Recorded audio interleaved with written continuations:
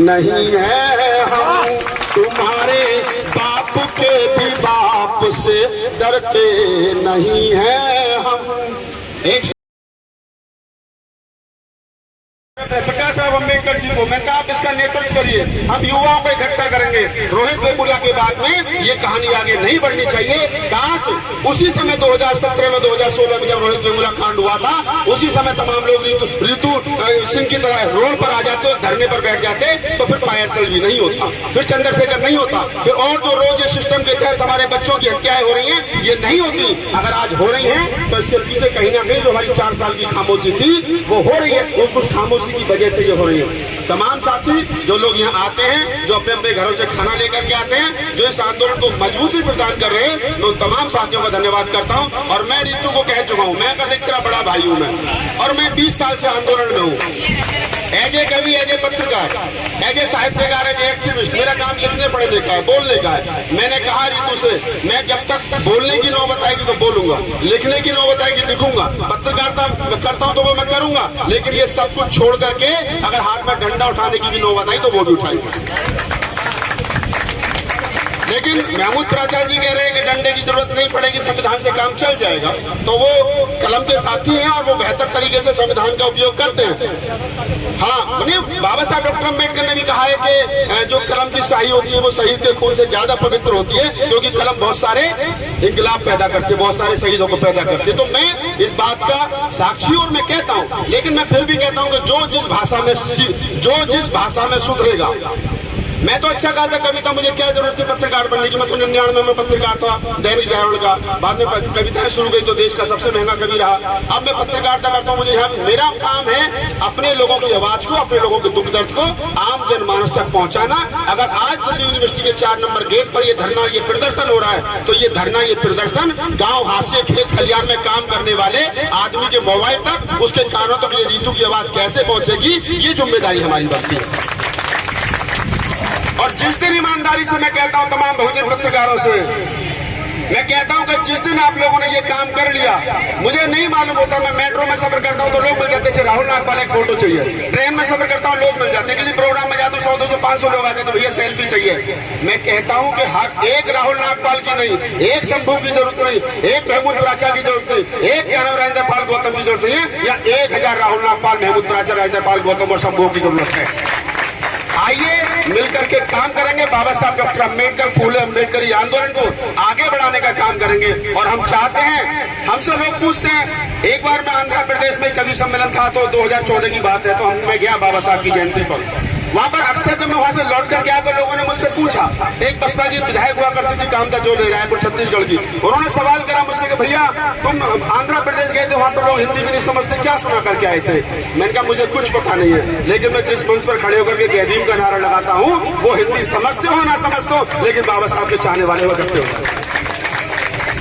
ये नीला झंडा और ये नीला रंग और ये जय भीम का नारा, ये आम साधारण चीज नहीं है, आम साधारण नारा नहीं है, ये साधारण रंग नहीं है, ये इस देश में तीसरी आजादी की लड़ाई है। एक आजादी वो जो आजादी के लिए लड़ी गई, अंग्रेजों से गुलामी से छुटकारा पाने के लिए, एक आजादी वो थी जो इस देश में अपना संविधान लागू करने के, अपने हकों को लागू कराने के लिए लड़ी गई, और ये तीसरी आजादी है, इस मनुवाद से छुटकारा पाने की आजादी है।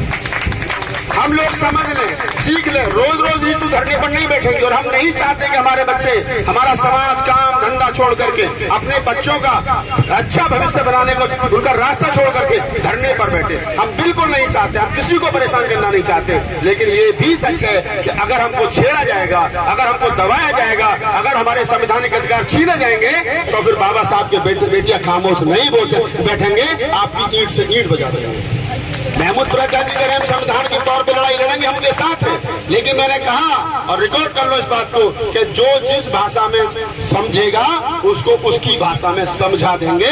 बाबा साहब के बेटे बेटियों को कमजोर ना समझा जाए। इस देश का अमन चैन, इस देश की शांति अगर टिकी है तो इस देश के SC ST यानी कि दलित समाज के लोगों के ऊपर टिकी है। जिस दिन इस देश के SC ST ने, OBC ने अपना आपा खो दिया और संविधान की जगह हाथ में कुछ और पकड़ लिया, तो याद रखना ये आगे आगे होंगे और हम पीछे पीछे होंगे, और इनको फिर वही भेज देंगे जहां से आए थे। लेकिन ये संवैधानिक बात नहीं है, इसलिए मैं कहता हूं हमारा धरना पीसफुल है और हम ये चाहते हैं कि देश भर से हमें समर्थन मिल रहा है। वामन मेश्राम जी आए, इतना बड़ा संगठन चलाते हैं वाम सेव के नाम से। मैंने तमाम लोगों से अपील की, मैंने कल कहा कि चंद्रशेखर रावण को भी यहाँ आना चाहिए, मैं निमंत्रण देता हूँ उसको, आए यहाँ पर।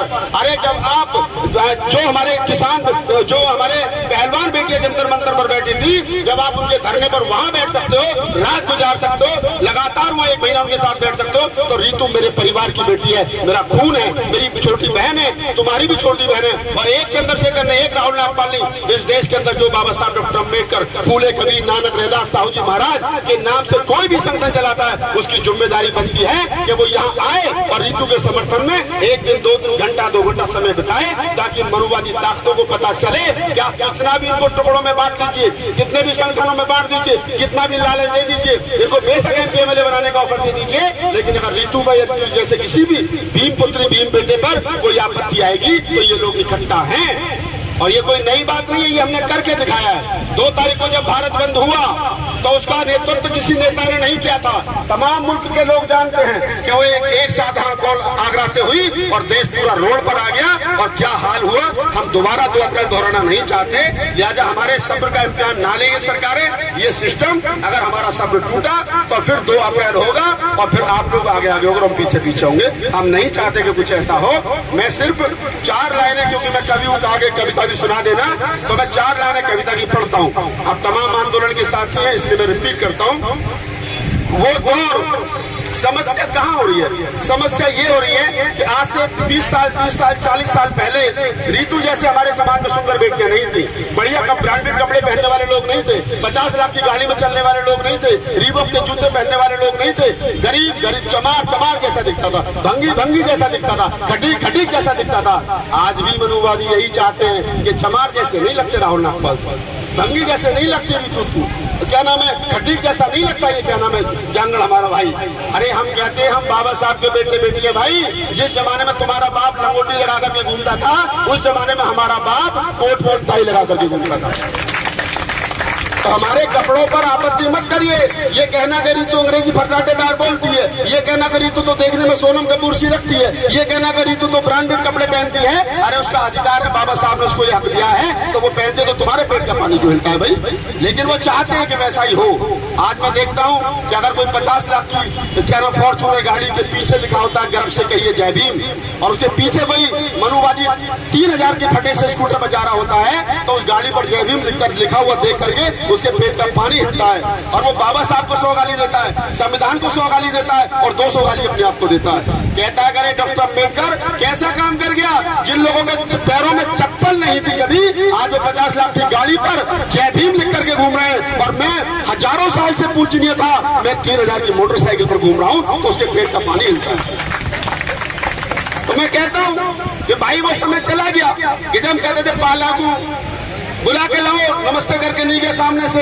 मैं कहता हूँ 4 पंक्तियां पढ़ता हूँ कि तुम्हारी चौखटों पे सर अब रखते नहीं हैं हम। वो जमाना चला गया जब कहते थे कि अच्छा सिंह साहब बैठे हैं, पंडित जी बैठे हैं, पंडित जी पालागू, ठाकुर साहब राम राम। वो गया दौर। आज का लड़का मूंछों पे ताब लेके निकलता है, 1 लाख का एप्पल का फोन लेके। तब कहता हूँ, और ये कहना छोड़ दो मर गए पिटे, कभी नहीं मर गए बेटे, मारेंगे पीटेंगे नहीं, ठीक है। कि तुम्हारी चौखटों पे सर अब रखते नहीं हैं हम, और मुझे मालूम है साहेब तुम्हें इस बात का है गम, और तुम्हारी तोप और बंदूक हमको क्या डराएंगी, तुम्हारे बाप के भी बाप से डरते नहीं हैं हम, तुम्हारे बाप के भी बाप से डरते नहीं हैं हम। एक शेर मैंने कभी मस्ती में कहा था कि ना झूठे रिश्ते रखते हैं, ये तो लड़ाई सिर्फ एक सविता रॉय और पता नहीं 1-2 लोग हैं उनसे है। हम तो वो लोग हैं जो देश की सरकारों से टकराने में कभी नहीं सोचा, और हम तो वो हैं कि जहाँ अड़ गए तो अड़ गए, और चंद्रगुप्त मौर्य की तरह अगर लगा तो भग गए तो भग गए, फिर दोबारा आक्रमण करेंगे जरूर। कि न झूठे रिश्ते रखते हैं। सुन ले इस बात को। अगर राहुल नागपाल खड़े होकर के बोल रहा है तो मैं कह रहा हूं कि न झूठे रिश्ते रखते हैं, न झूठे रिश्ते रखते हैं, न झूठे रिश्ते रखते हैं, न झूठी शान रखते हैं। दीवाने भीम के हैं हम अलग पहचान रखते हैं। जय भीम, नमो बुद्धाय, जय मूल निवासी।